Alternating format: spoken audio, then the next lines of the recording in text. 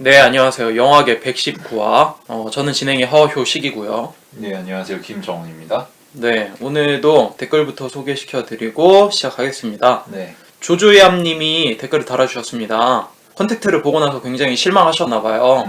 근데 주변에서 호평일색이었는데 저희 팟캐스트에서 공감을 하셨다고, 저희의 다채로운 시각과 관점이 매우 흥미로우시다고, 그래서 원래 영화를 킬링타임용으로 보시다가 저희의 뭔가 순수한 애정과 열정 같은 게 느껴져서 영화를 킬링타임용으로만 보지 않게 됐다, 뭐 이런 말씀을 하신 것 같아요. 네. 후한 칭찬 너무 감사드리고요. 앞으로도 저희가 다루는 영화 잘 들어주셨으면 감사하겠습니다. 그러면 그대 각자 본 영화 시작하도록 할까요? 네. 저부터 얘기를 해보겠습니다. 네. 우디 앨런 영화를 오랜만에 봤는데 네. 1989년에 나온 범죄와 비행을 봤습니다. 네. 생각보다 재밌더라고요. 좀 옛날 영화인데도. 네. 내용은 이렇습니다. 주더 로젠탈이라고 하는 안과 의사가 있어요. 근데 이 사람이 외도를 하는 거죠, 지금. 근데 불륜녀가 자신의 아내한테 외도 사실을 아내한테 알리겠다, 이렇게 얘기를 하죠. 네. 그러니까 이 안과 의사가 아내한테 사실대로 말하고 용서를 구하느냐, 또는 자기 동생을 시켜서 불륜녀를 아무도 모르게 죽이느냐, 네. 이런 고민을 하게 됐는데, 이 이야기에는 안과 의사 말고 또 다른 사람이 있죠. 네. 우디 앨런이 직접 연기를 하는데 플리프 스턴이라고 하는 남자예요. 네. 아내와 1년 넘게 잠자리도 못하고 굉장히 사이가 소원해진 사람인 거죠. 네.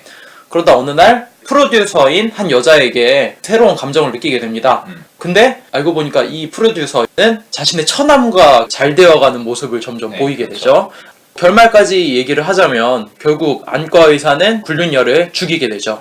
그리고 우디 앨런은 아내와 결국 이혼을 하게 되고, 네. 자신이 좋아했던 프로듀서는 처남과 결혼을 하게 되는 네. 꼬여버린 이야기라고 볼 수 있는데, 이 영화 보면서 재밌었던 점은 우디 앨런은 항상 이런 류의 얘기를 하니까 남자가 항상 여자를 갈구하고 그 속에서 느껴지는 외로움이랄지 인생의 허물할지 그런 거를 조소하듯 그렇게 비꼬면서 얘기를 해서 비슷했는데, 이번 영화에선 재밌었던 게 플리프 스턴이라고 하는 남자한테 그 안과 의사가 자신의 이야기를 직접 들려주면서 결국 다 이런 것도 잊혀지겠지 하면서 그치. 극 중의 인물과 감독이 직접 대면하면서 이 소재와 이 뜻에 대해서 서로 고민을 하는 그 부분이 되게 묘하면서 재밌더라고. 카이로의 장미도 보면은 극중 인물과 영화라고 하는 매체가 어떻게 만나든지, 그리고 영화에서 뛰쳐나온 인물과 영화를 바라보는 관객이 서로 합쳐지는, 영화 같지만 현실과 오묘하게 섞이는 이야기를 하잖아. 이것도 그런 부분이 있어서 굉장히 흥미로웠어. 우디 앨런은 이야기하는 소재는 비슷비슷하지만 어떻게 하면 다양하게 다른 방법으로 또 이야기를 풀어낼까 되게 고민을 많이 하는 것 같아서 네. 꽤 흥미롭게 봤습니다. 네, 저는 마틸다를 봤는데요. 마틸다. 신동으로 태어난 마틸다라는 소녀가 무식한 가족들 사이에서 학대받고 억압받다가 학교에 가서 못된 교장 선생님을 혼내주는 뭐 그런 내용의 아동 무비입니다. 네. 네. 오랜만에 생각이 나서 봤는데 단순하더라고. 오랜만에 봤는데도 주변 인물들은 다 기괴한 인물들로 그려지고 네. 특히 최종 보스인 교장 선생님은 정말 극악무도한 인물로 그려지거든. 그리고 그 사이코를 마틸다가 초능력을 발휘해서 제압하는 뭐 그런 이야기란 말이야. 그쵸. 그래서 마틸다가 보여주는 판타지나 초능력을 발휘하는 거나 그런 게 애들에게 먹힐 법한 소재긴 한데 그치. 뭐 이거는 해리포터가 훨씬 낫지. 그런 거는 해리포터가 말포이 혼내주는 걸로 끝나는 그런 영화? 그런 수준의 얘기라서 별 인상은 받지 못했습니다. 저는 다음에 핵소고지를 봤어요. 실화를 바탕으로 한 영화죠. 주인공이 종교적인 이유로 집총을 거부하고 의무병으로서 활약을 하는 그런 내용의 영화인데, 앤드류 가필드가 여기서 주연이었잖아. 감독이 이 앤드류 가필드라고 하는 인물을 어떻게 바라보는지 알 것 같은 느낌이 들었어. 그러니까 사일런스에서는 자신의 종교하고 양심, 그거에 대해서 얘기를 했는데 이것도 사실 비슷하거든. 나라를 위해서, 죽어가는 친구들을 위해서 의무감을 갖고 군대에 입영을 하고 대신에 자신의 종교적인 믿음은, 신념은 버릴 수가 없는 거야. 그래서 집총을 거부하기 때문에 휴가도 받지 못하고 불명예제대를 시키려고 하거든.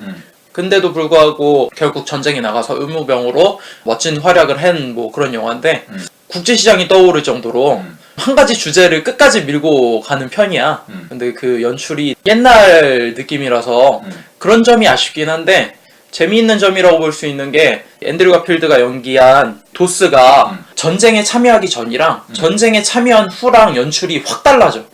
도스가 전쟁에 참여하기 전에는 무조건 자기 신념이 중요한 거야. 그래서 고난당하는 주인공이 결국에 해내는 그런 스토리잖아. 그게 전반부에 펼쳐져서 다양한 의견마저도 수용할 수 있는 우리의 아메리칸 군대 뭐 이런 식의 느낌을 보여주다가 전쟁터에 갔는데 이게 갑자기 연출이 확 달라지는 게 너무 잔인하게 바뀌는 거야. 갑자기 영화가 그냥 사지 다 잘리고 머리가 날아가고 되게 잔인하게 보여줘. 그 현실 자체를 도스라고 하는 애가 자기 눈으로 직접 맞닥뜨리니까 전장에서 종교고 나발이고 그런 게 없는 거야 진짜. 그래서 처음부터 끝까지 계속 총을 들려고도 하지 않다가 정말 위급한 상황이 되니까 그래도 총을 드는 거야. 그렇게 할 수밖에 없을 만큼 연출을 되게 잔인하게 밀어붙이는데 그게 꽤 주요했다는 생각을 했어 나는.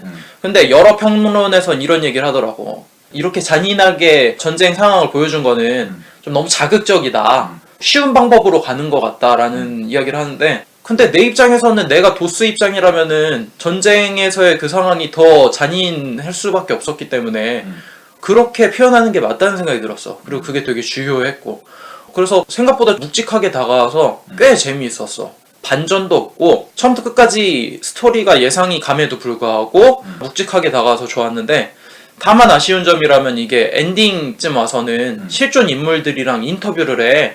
그 부분이 많이 마이너스더라고. 그 부분에서 이야기하는 걸 들어보면은 도스가 자기가 어떻게 행동했는지, 또는 동료들이 이 도스라고 하는 친구가 어떻게 행동을 해서 자기를 구해주고 막 그런 영웅당 같은 얘기를 한마디씩 해줘. 근데 그 한마디가 영화에 들어있었던 거야. 그래서 이게 원래 실제로 한마디로 했기 때문에 영화에서 이렇게 표현을 했구나, 이렇게까지 이해가 되는 거야. 그렇게 되면은 다 보여주는 거잖아 영화가. 그러니까 이 사람이 과연 이렇게 했을까 생각을 하고 찾아본 다음에 알게 되면은 좀 더 와닿잖아. 근데 영화가 처음부터 끝까지 이 사람이 그렇게 행동을 했고 그걸 영화로 연출을 해준 거야 라고 친절하게 얘기를 하니까 맥이 빠지더라고 오히려. 그래도 한 가지 주제를 가지고 꽤나 묵직하게 밀어붙였던 게 주요했다라는 생각이 들었어요. 저는 브레이브하트를 봤는데요. 브레이브하트 이거 멜 깁슨 아닌가? 이거 감독 멜 깁슨이었는데 그래서 뭐지? 그러니까 멜 깁슨 스타일이지, 그렇게 잔인한 묘사를 여과 없이 보여주는 거. 그치. 팔다리 날아다니고 그치, 모가지 그치. 뽑히고 이런 거. 네. 아포칼립토도 그렇잖아. 그쵸. 근데 본인이 배우잖아. 감독이고. 참 느끼하다는 생각을 맞아. 그때 보면 감동적일 수 있는데 지금 보면 느끼할 수도 있지. 그나마 이후의 작품들은 본인이 주연으로 안 나오기 때문에 그나마 나은데 이거는 너무 노골적이잖아. 억압받는 스코틀랜드인들과 그것을 구원하는 멜 깁슨의 스토리. 그치. 여기서부터 일단 얼굴에 분칠하고 머리 길게 낯간지럽다는 하고. 생각이 들었고, 네. 스토리의 흐름도 굉장히 전형적으로 흘러가잖아. 자기 마누라가 잉글랜드 군에게 살해를 당해가지고 그것에 복수하기 위해서 군대를 일으키고 전쟁에 나가지만 배신을 당해서 죽는다 뭐 이런 거잖아. 재해석의 여지도 없고 영웅 일대기로 뻔하게 만든 느낌이라서 별 감흥을 못 느꼈고, 그리고 여기서 소피 마르소에게 극적 비중을 굉장히 할애하잖아. 그 잉글랜드 왕의 며느리지, 왕자의 아내. 네. 근데 주인공인 윌리엄 월레스의 군대와 협상할 사람이 필요하니까 사신으로 가게 되잖아. 여기서부터 일단 말이 안 된다는 생각이 들었어. 이건 결국 소피 마르소에게 극적 비중을 주려고 그런 거 아니야. 그치. 이 신분을 초월한 로맨스지만 결코 이루어질 수 없어 뭐 이런 거. 거기다가 애정의 대상이 본인 아니야, 멜 깁슨. 이것도 좀 느끼했고. 단골 소재지 뭐. 그리고 마지막에 프리덤 이것도 RPG 같은 거 보면은, 그러니까 포켓몬 같은 거 그런 거 조금이라도 어긋나면은 진행이 안 되잖아. 모든 요소를 다 공들여서 톱니바퀴 맞물리듯이 정확하게 맞게 해야 그 다음으로 스토리가 이어지고 엔딩이 나오고 메시지가 뜨고 이런 거잖아. 그치. 딱 그런 느낌이 들었어. 정말 정교하게 이 배에 칼빵 맞은 윌리엄 월레스가 프리덤을 외치는 걸 관객들에게 보여주기 위해서 노골적으로 그 과정을 수행한다는 느낌이 들어서 보면서 웃기더라고. 마지막 간지를 위해서. 정말 헐리우드식이지. 머시라고 외쳐봐 하는데 프리덤이 그래서 멜 깁슨이 항상 이렇지 뭐 이런 생각이 들면서 그냥 그렇게 봤습니다. 그러면 저희의 그대 각자 본 영화는 이 정도로 마치도록 하고 더 플랜을 119화에 다루도록 하겠습니다. 네.